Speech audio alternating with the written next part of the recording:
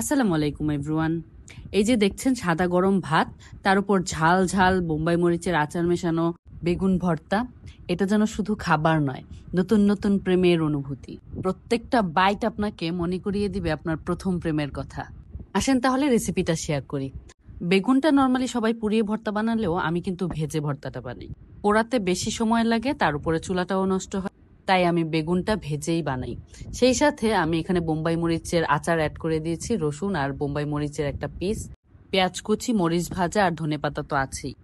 এই মিশ্রণটা ভালো করে মেখে মতে মতে তারপরে ভর্তার মতো বানিয়ে তারপর বেগুন ভাজাগুলো একে একে দিয়ে সবগুলো ইচ্ছা মতো মতে নেবেন।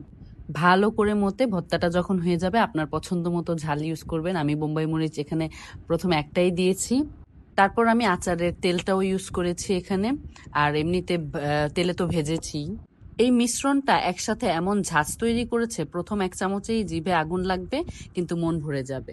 এরপর যখন গরম ভাতে এই ভর্তা মিশিয়ে নিবেন, মুহূর্তেই পৃথিবীর সমস্ত চিন্তা দূর হয়ে যাবে। শুধু রয়ে যাবে ঝালের তেজ, স্বাদের ঘ্রাণ আর সুখের নিঃশ্বাস।